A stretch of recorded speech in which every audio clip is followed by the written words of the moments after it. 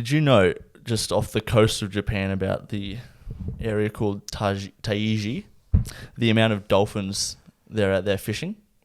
Do not know. No. So have you seen Seaspiracy? Haven't seen Seaspiracy, no. Have not seen. It's one of I just seen it on Netflix the other night. Apparently, it's just one of those documentaries.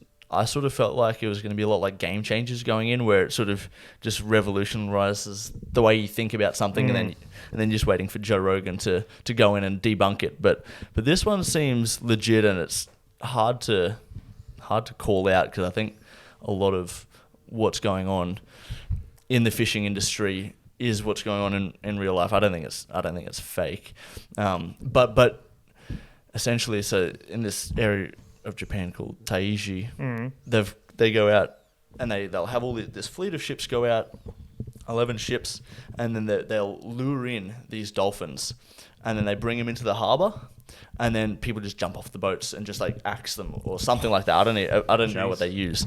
May not be an axe, but it just turns into this red ocean, and then I think they kill 11, they keep one, sell one for 100K to zoos to do shows. So it made me think, like, is going to a zoo a bad idea? Is that what I'm supporting? It's immoral. SeaWorld. yeah. That's it. And then they say the reason for killing the 11 others is to support the food chain or to make sure. I can't even remember. Yeah, you know why? Because we've got no fish left. Yeah. Because we're farming them all. Yeah, it's interesting, because then they go into about the plastic straws and how they don't think that's actually the issue, but it's the fishing nets, and how the labels that say certified for sustainable fishing methods are actually just a farce. Yeah, what does that even mean, sustainable fishing methods? Yeah, well, that was what they went into, and it was like, oh, it doesn't mean anything. And he's sort of getting all these interviews. Super interesting. Welcome. Episode 0, The Outspoken Show. Right. We're going to slowly move our way into the number 1 podcast in the world ranks. Optimistic, We'll but try. sure, let's go. We've booked, it takes 8 podcasts to be classed as successful, I believe was the term. Yeah, Top top 50%, yeah. Most of them fail after 7, so we've booked in 8. Winning. Yeah, already ahead of the game. We had a couple of date nights booked in for some Friday nights. This will be a lot of fun. The podcast will cover, I think, business, health, self-improvement, a bit of pop culture. Just A life. little bit We'll of mix everything. that in. But anything really. Like, we're going to be pretty random. I guess this episode isn't really an episode. It'll just be a little bit of history, a little bit of background as to how we started, who we are, and what we'll be talking about in the next episodes going forward. So that's why we've decided to call this episode 0. Dylan? Dinner. Hello. G'day. This isn't awkward. No. But Dinner, we work together at Muscle Nation. We That's do. how we know each other, maybe for a year. About Almost a year. Yeah. You're probably one of the most stoic people I know. Thank you probably definitely are. You're very level-headed, as you like to say. You live here. I like to say, look, I live here. I'll sometimes go there. I'll sometimes go there. But he Never go here. He doesn't Never. deviate. Yeah. He doesn't deviate. This is what he always says. He's here. He's on track. Yeah, he's on track. I feel like it keeps me, mentally sane and healthy. Yeah, I mean, the podcast will be going here. But, Yeah, I and mean, as it goes I don't know there, which point here. yeah. But we went to school together, primary Sure school, did. high school, did sports. We did soccer together. Cross country, running, That's a good point. Yeah, swimming. I never did swimming. You swim now. Swim now. I sort of swim now. Yeah, Definitely did sports together. yeah. We did sports together. We had Mr. Kleining, who's one Sure of my favorite teachers, Yeah. probably ever. Pretty awesome dude. Yeah. Definitely say one of the most influential teachers. Shout out, Mr. Kleiner. Yeah, no. I've wanted to catch up with him for a very long time now. I don't know. How'd you tracked him down? How'd you track him got down? in touch with him. Yeah, got his phone number. Sent him a, How? I just went through to the school, said, hey, do you still have this fella's phone Did you? number? Yeah, no, they released his phone number, which is probably not the best thing to do. But Anyway, you're not a student, so maybe that makes it Yeah. okay. I don't know. Hey, Seems fine to me. long story short, caught up for a drink, had some That- wine, said hi. Yeah, awesome dude. That's something I really want to do, and maybe you can share that number because So what was his I'll- influence? What was it? He was just like what good, like fitness influence because he's always got you guys moving, active, or just good environment and seeing class. Like, It's hard to explain, but he was always supportive Right. of everything. Yep. We did a lot of soccer together.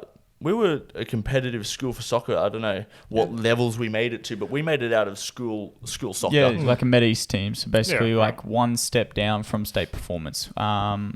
The guy definitely got everyone locked in on schoolwork, and I think that he did that by rewarding that schoolwork with sport. He always had classes outside, and I think that definitely was something the school system should have taken note of, because he got good results. 30 minutes to an hour a day of we played this jump rope game, soccer all the time, all these different games. But he was awesome, because an hour a day outside is a lot better than an hour of maths. But he did make maths fun. Like, he was just one of those teachers. Yeah. He was pretty awesome. Should say as well, he did get good results from his students. Like, that 1 hour is a massive stress relief. Massive. And all of his students spoke good of him. Yep. That was the thing. Literally Like, every no single one spoke bad about him. No, that's incredible for a teacher. Like, And all the students wanted to be in his class. yeah. He was one of the few teachers, and I don't really think I had anyone else like him, to be honest. Oh, I'm not I even could sure say I I had a knew few that. at school, but Yeah. high school. But I mean, definitely unique for a primary school teacher. Definitely. How do you know me, Dino? Obviously through work, but Yeah, work together, just talking at work, got on. yeah. Love to argue sometimes, but, also open to listening to each other's opinions. Not always shutting each other down. That's funny. People don't like it. Yeah, because everyone says how much we argue, but then we also will talk about how much or how to be better at listening. Yes. I mean, but we're not even arguing. We're just like hearing out each other's point, not taking offense by not agreeing on something. Some people find that weird. Like, if you don't have a stern, firm, I'm against that, I'm for that, like, throws people off. Then you change your mind, like, oh, you're wishy-washy. I'm open to, better information than what I got. That's developing, if I've ever heard of it. I mean, like, People don't like that. yeah, they don't. They really don't. They like being steadfast. So I think the people from work are hoping for a lot of good arguments from us. I think that's. I mean, if they were to listen, I think that's what. Shout out, Nussel. But- I'm not going to force it. If it's I natural, don't we know the disagree on rule. something, Yeah. we'll share our opinions on it, but, I feel we like agree on things. all the time. I feel like we don't argue. Yeah, neither do I. I think they just, There's a lot of agreeing going on. Yeah. For the Look, people- you're great. Yeah. And what's me. I explained that. Yeah. Do you wanna- Apparently, do you wanna go I on? know it'd be a bit weird if I didn't. No, I know Luke through school, doing plenty of things on the side. Been trying to get some businesses up and rolling in the past. And here we are now, trying to get episode 0. What are you trying to get under- going? What businesses? Oh, we did. I think we did. We're definitely organising some like talent acquisition sort of stuff. We definitely floated the idea, and we were talking about something else at one point. that I Talent can't- acquisition. Yeah. Acquisition. Yeah, basically like doing third party work for businesses. Like, go on. Like, what are you doing? Is this now? No, this isn't now. This is in the past. No, I was running the idea of basically setting it up so that students and university students can basically send through applications. They get filtered. They get passed on to third parties who then look to employ them. Yeah, So, like, recruitment. recruitment's like a third party recruitment, if you want to call it that. Yeah, Let's definitely. go. Yeah. Yeah. Basically just filtering it. So, for example, using like keywords to segregate resumes. I think like that's one of the big things for HR is that they get stuck looking at resume after resume after resume after resume. Yeah. And if you have resumes that are, I guess, tailored to what you're looking for, it makes life a lot easier. You can cherry pick. Had all the companies having success with going that route, getting like a outside recruitment. My girlfriend's agency, same thing. They went through her company went through a recruitment place. And they're like, your resume suits exactly what we're looking for. They target specific people for whatever reason. Yeah, it's a good idea. What do you got going on, Dino? You just got a car. Just You got a BRZ. car. I just got a BRZ. Sports car. Sorry. Yeah. At the moment, just working. Focusing on working. Spent plenty of time at uni. Didn't really didn't click in any of the things I did. Studied psychology and journalism. Never enjoyed it enough to like really focus in on it. didn't see the value of it either, which wasn't good because still paying the money for it. I still think that's a massive lesson that I might chime in here and definitely say that a lot of people finish school, they go straight to university, they go study with tertiary education. I do think that it's really important to get a little bit of a taste for life, because if you don't, how the fuck are you supposed to know what you're doing? Yeah, So that was definitely my experience. I enjoyed the subjects and some of them, like psychology. Some of the things you learn, I still use today. Very interesting. But I'm like, I don't want to do that for a job. Journalism, I'm curious. I ask questions. Start getting into that. Oh, I'm going to do sport journalism. Start doing a bit of that. I'm like, okay, sport's interesting. Now the sport I enjoy watching is becoming my job. I'm like, oh, not really enjoying it. Brush that off. Am I going to spend more than 7 years at uni trying to do something else now? Nah, cut the losses now. Maybe in the future.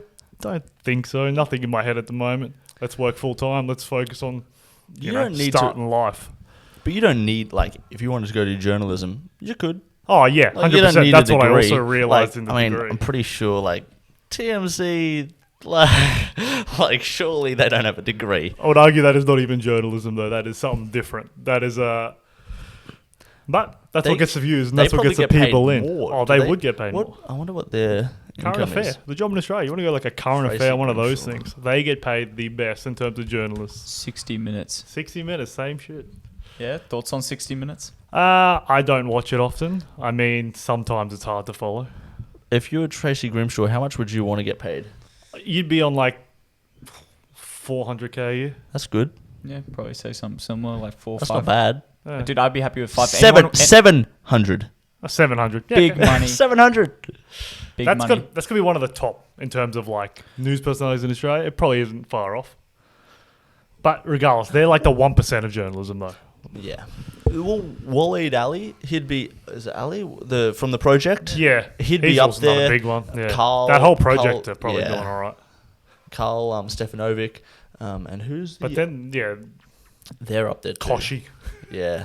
Although is he done? I don't know. I have no idea. I'm not sure. I don't see. This is one of the things when I stopped doing journalism. I kind of stopped following heavy on the news because there was heavy news consumption for years. I'm like, all right, Yeah. The news is so bad. it's hard to find good ones. You I gotta don't listen to the news.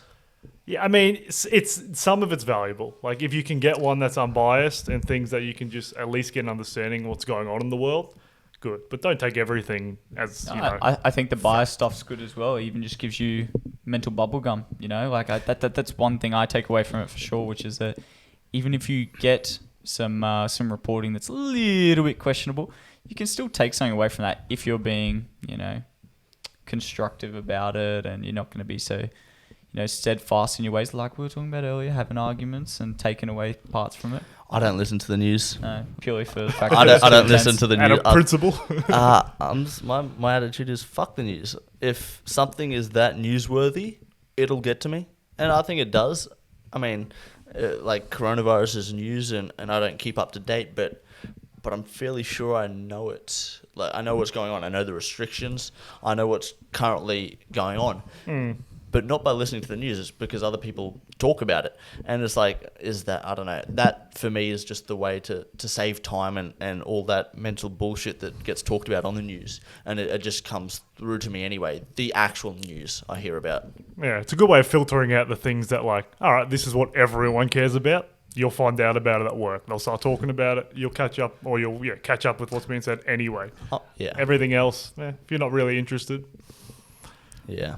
no problem with that. I think it's weird. This is a little bit different, but like I messaged you.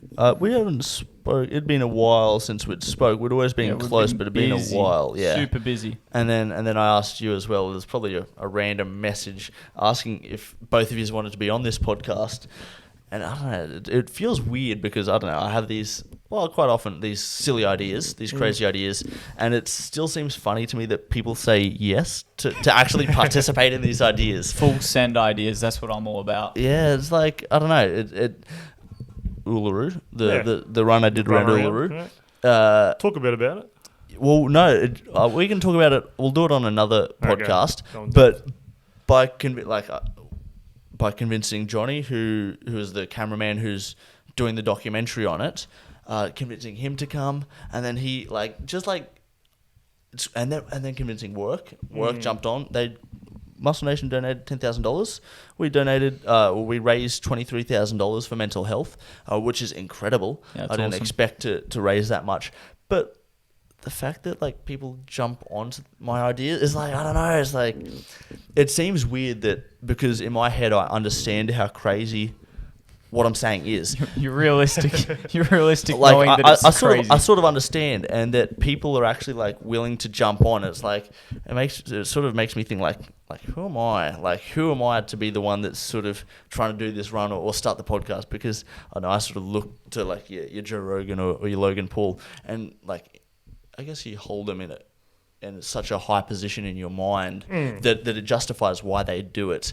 But it's like, who am I to do this? But like, yeah, but they're literally no different to the average person you walk down the street.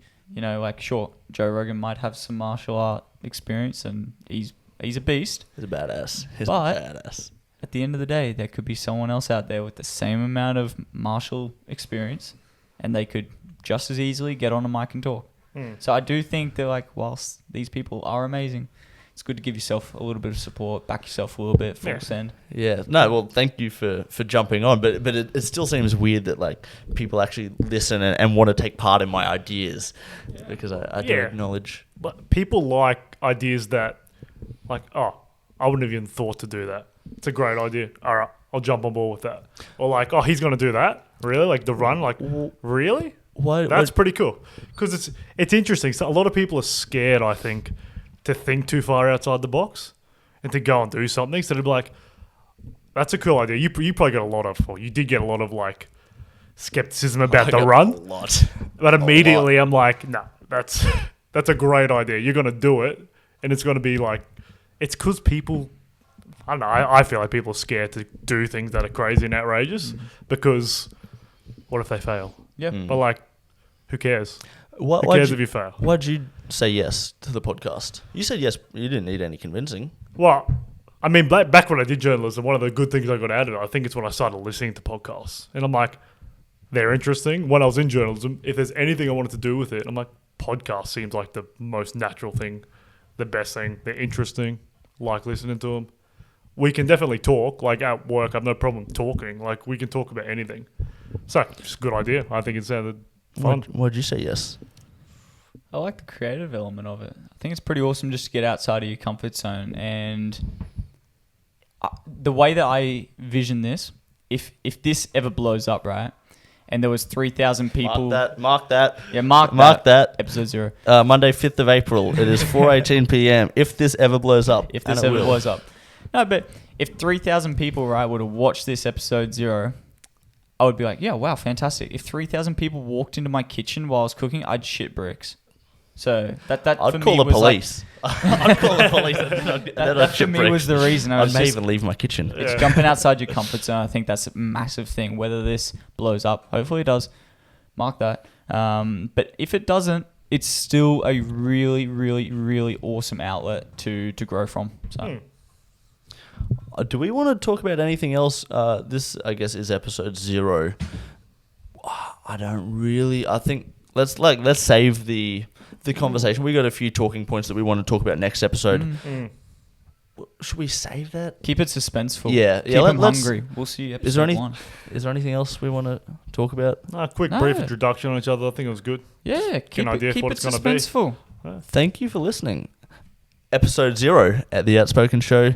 You know what to do. Well, no, you wouldn't because I haven't said anything. But subscribe, hit the like button, comment, download the episodes. I don't even know what you need to do, but just show some love to the 2 people out there that are listening in Newcastle. Newcastle, England. Yeah. I was thinking Newcastle, New South Wales. Oh, well, all right. Fuck. Thanks, Nathan. All right, that's a wrap. What the fuck? All right. Goodbye. Ciao.